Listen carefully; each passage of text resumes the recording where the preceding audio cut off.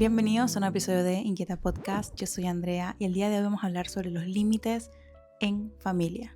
Un tema que es complejo, un tema que sé que puede generar opiniones positivas y negativas, pero que siento que es demasiado importante entenderlo y practicarlo en todo este viaje que puedas estar pasando o que ya pasaste al momento de priorizar tu salud emocional, mental, física para tener una vida un poco más plena. Por eso decidí hacer este episodio y aprovechar algunas anécdotas que yo tengo para ejemplificar el tema de los límites y cómo efectivamente eso puede ser un cambio demasiado positivo para tu vida. Yo me considero una persona muy familiar, sin embargo caigo en esta trampa de compararme con otras personas que a lo mejor están hablando todos los días con su familia, que están escribiéndose todo el tiempo con su familia, que están contándole sus problemas y lo que les pasa. Y digo, quizá no soy tan familiar como yo creo, porque siempre he sido una persona reservada, siempre he sido una persona que no es tan fan de estar llamando por teléfono o hablando y hablando por teléfono. Me he acostumbrado también a lidiar un poco con las cosas sola. No que esté bien, porque siempre está bueno pedir ayuda,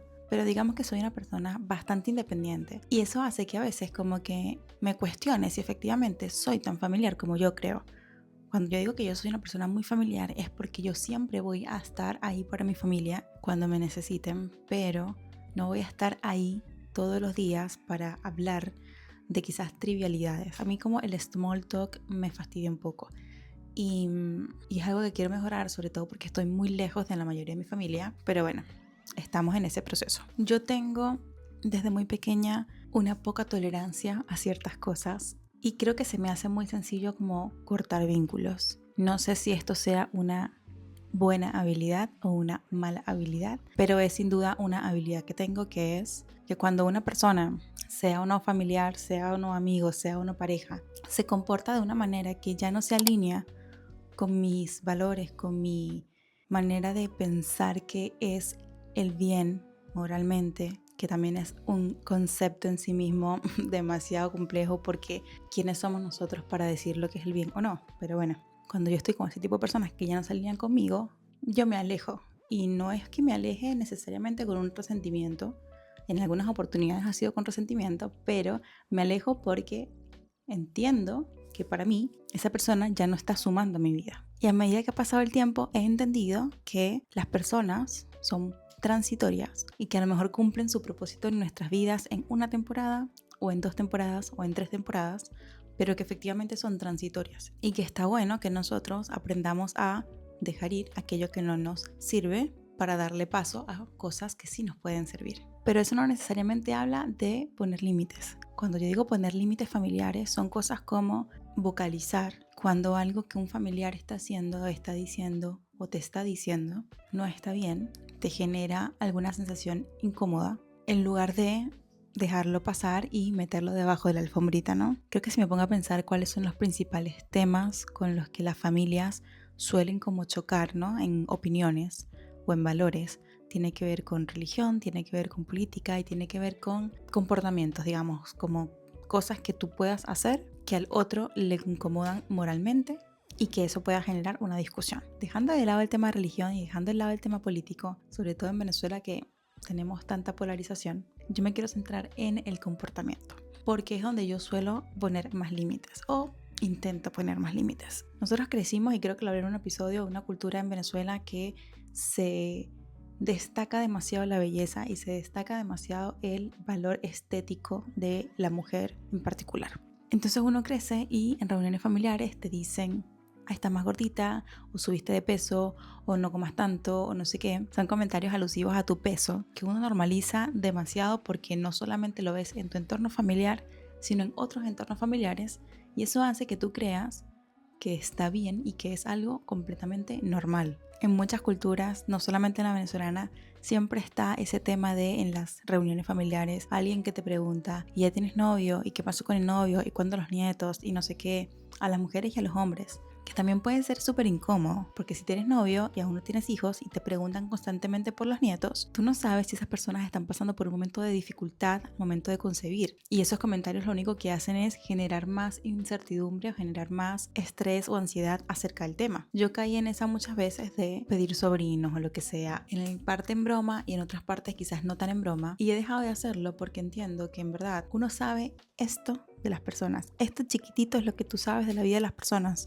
Y qué complejo y qué incómodo debe ser que tú estés pasando por un proceso tan difícil como es el querer ser madre y no lograrlo, o el querer ser padre y no lograrlo, que constantemente alguien te esté recordando que esa situación que tú tanto quieres no está llegando. Y en el mismo punto de cuando las novias o cuando el novio, siempre se asume la heterosexualidad de las personas. Siempre es a la mujer cuando el novio, al hombre cuando la novia. Y estoy segura que un porcentaje de esas personas no son heterosexuales, pero aún no se sienten cómodos con dar esa información a su familia. Y creo que esa pregunta puede hacer que las personas que la reciben piensen que el único camino aceptado por su familia es la heterosexualidad, razón por la cual seguramente siguen postergando el tema de ser auténticos con quienes son, con quien quieren estar frente a su familia. Entonces, si tú eres una de esas personas, te pido que por favor dejes de hacerlo, que consideres estos puntos y cómo esto puede afectar a quien se lo estás preguntando, que estoy 100% segura que no lo haces desde el mal y que es alguien a quien le tienes cariño. Pero tenemos que recordar siempre que nuestras palabras, independientemente de las intenciones que tengas, pueden herir, pueden generar estrés, pueden generar angustia, y si esa no es tu meta, entonces piensa un poquito más antes de hacer esas preguntas. Otro límite súper importante tiene que ver con normalizar comportamientos que a lo mejor no están dirigidos a ti, pero que son tóxicos.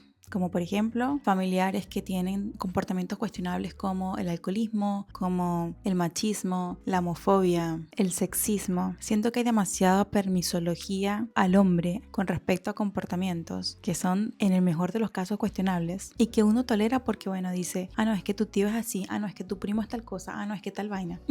Yo pondría límites. Yo tengo dentro de mi familia algunos hombres que tienen comportamientos que no se alinean para nada con mis valores, que son personas por las que yo ni siquiera intento acercarme o tratar. Esto no quiere decir que los odie, esto no quiere decir que esas personas me hayan hecho algo a mí específicamente, pero simplemente no puedo tolerar o aplaudir los comportamientos tóxicos que tienen. Y quizás dentro de ahí mismo cabe el tema de, no, es que tú lo tienes que querer porque es tu familia. Ojito ahí. Tú no tienes por qué querer a nadie, independientemente de si es tu familia o no. Y no tiene que haber pasado algo demasiado grave para que tú no quieras a alguien de tu familia. Porque a lo mejor son personas que no están en tu vida y que aparecen como un rayito, un relámpago, un cometa Halley, y eso es un motivo para que tú simplemente no tengas desarrollado un vínculo con esa persona, lo cual es completamente normal. O personas que son cizañeras, que son malintencionadas, que tú te das cuenta a lo largo del tiempo que hacen cosas que definitivamente van en contra de tus creencias, de tus valores, de lo que tú aspiras a hacer, y por ese motivo no existe un vínculo. Yo tengo una persona en mi familia que es muy de hablar detrás de las personas, de hacer comentarios despectivos, de tener mucha soberbia y de tratar de imponer su voluntad por encima de las personas. Es alguien con quien yo nunca he tenido un vínculo cercano, con quien me tocó por mucho tiempo cuando era niña tratar y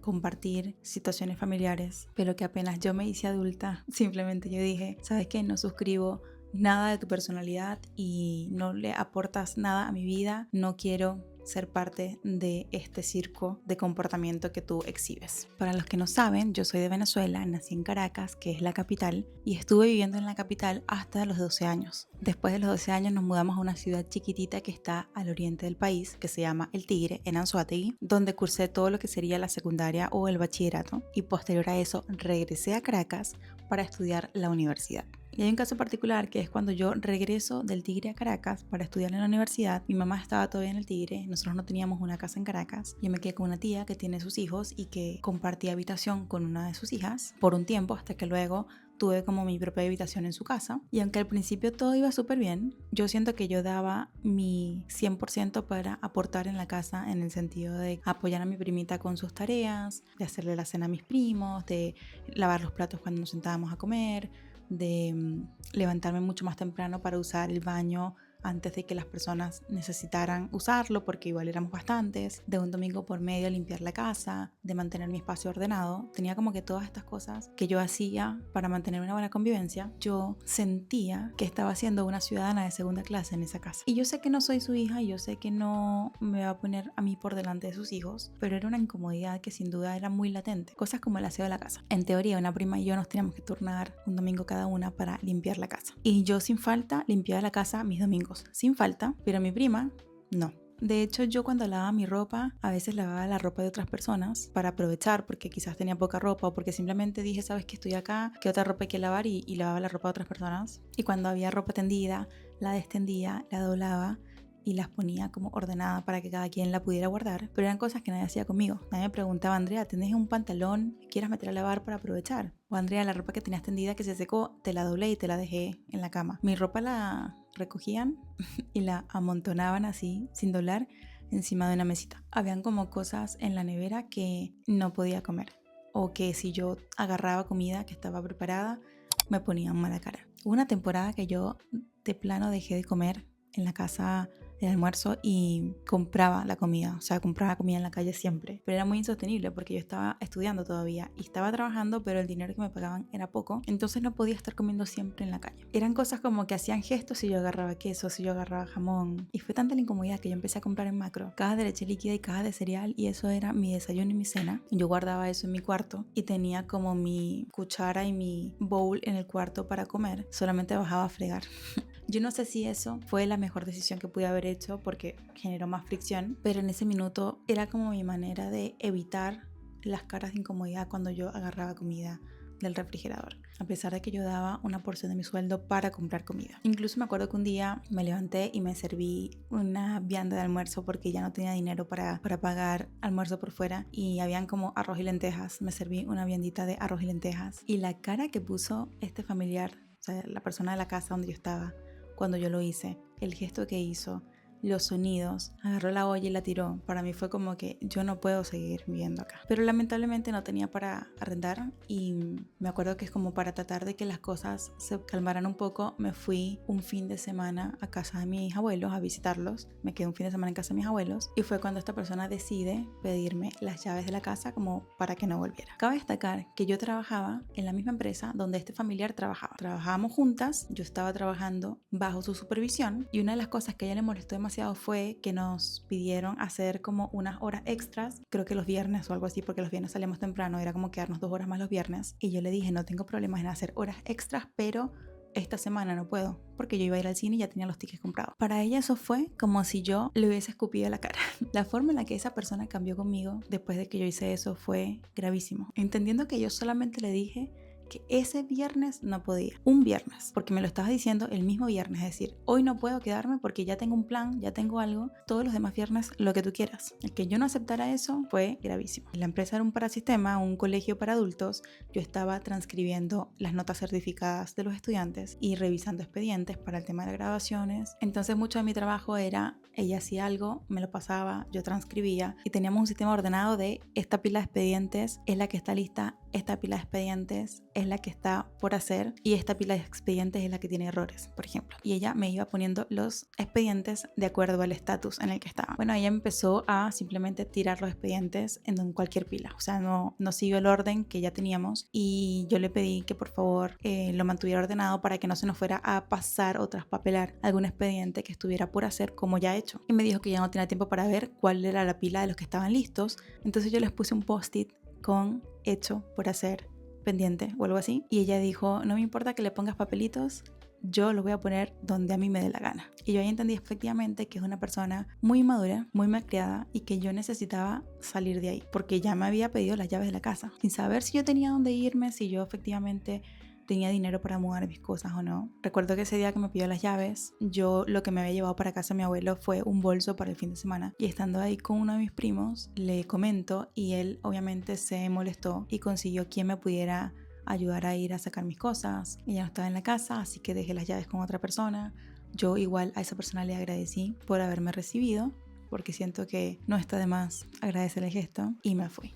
Y hasta el día de hoy es alguien con quien yo no trato, con quien yo simplemente no tengo ningún tipo de contacto, ni tampoco quiero tenerlo. No le guardo resentimiento en este momento. En un principio sí, porque me puso en una situación muy vulnerable, y también siento que puso como una barrera entre mis primos y yo. Todo el resto de mi familia sigue tratando a esta persona. Por mucho tiempo para mí era triste ver que a nadie le importó lo que yo pasé allí, pero tampoco yo hablé mucho de eso al respecto, porque de nuevo soy muy reservada con mis cosas. Así que yo simplemente retiré mis cosas de allí, y después terminé viviendo con otra tía que es un pan de Dios, y es una persona que de verdad toda mi vida le voy a agradecer, porque no solamente me recibió en su casa, sino que me trató como una hija más, y nunca tuvimos problemas de convivencia. Nunca tuvimos problemas de convivencia. No es que yo actúe diferente con esta tía que con la anterior, es simplemente que actué de la misma manera que estaba actuando, pero había una persona diferente recibiendo mi comportamiento. Otro límite límite que también puse fue el tema económico, porque al ser la primera persona que emigró de mi familia, se genera esta expectativa que muchas veces es autoimpuesta de ayudar y ayudar y ayudar, y que yo recuerdo que mandaba mucho dinero a Venezuela para poder tratar de apoyar económicamente con lo que necesitaran, lo cual no está mal, pero siento que se volvió en mí una exigencia hacerlo y lo hacía en detrimento de mi tranquilidad o mi estabilidad o mi entretenimiento, porque al final del día estoy acá trabajando un montón sin poder disfrutar los frutos de ese trabajo. Entonces yo decidí poner el límite de no enviar más dinero a Venezuela, a excepción de que fueran por situaciones extenuantes como puede ser una enfermedad, como puede ser la muerte de un familiar, como puede ser diciembre para el tema de las hallacas. Decidí dejar de hacerlo. Y lo hice porque entendí que en verdad las personas necesitan tener la capacidad de generar sus propios ingresos y que yo necesito tener una vida en la que pueda trabajar en mis metas, trabajar en mí y en lo que quiero lograr, y en algunas ocasiones eso se me hacía un poco incompatible. También porque creo que las personas pueden acostumbrarse demasiado a algo y que el día de mañana, si no lo tenemos, es más complejo volver atrás cuando ya te acostumbraste a una cierta comodidad. Fui a aval muchas veces para amigos y familiares y desde el año pasado decidí que no lo quiero volver a hacer. Muchas veces pedí créditos a mi nombre para otras personas, que esas personas obviamente me pagaban ese crédito, pero también decidí el año pasado que ya no lo voy a volver a hacer. Y creo que eso no me hace una mala persona. Por mucho tiempo pensé que sí. Me cuestionaba si efectivamente hacer esto significaba que yo era una persona que no estaba dispuesta a apoyar a los suyos, pero con el tiempo he aprendido que no es mi responsabilidad hacerlo y que si hacer esto afecta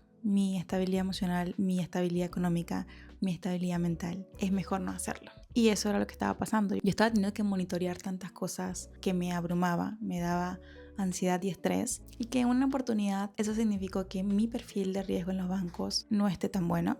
Actualmente no está tan bueno y tengo más de un año con esta situación tratando de solucionarla. Así que creo que si hubiese puesto el límite un poco antes, no estaría en esta situación. Yo no tengo tanto tiempo poniendo límites, pero sí creo que los que he puesto los he puesto con mucho sentido y con mucho éxito. Éxito no solamente porque los he podido mantener, sino porque yo siento una mejora en mi vida y una tranquilidad que para mí es impagable. Así que simplemente para cerrar este episodio los invito a revisar cuáles son esos comportamientos tóxicos o cuestionables que tienen familiares y que quizás ustedes ya no están dispuestos a tolerar, cómo pueden poner un límite allí para que mejore su vida, y si han puesto alguno y quieren compartirlo, lo puedo leer en los comentarios con muchísimo gusto. Espero que les haya gustado este episodio, nos vemos en el siguiente. Chao.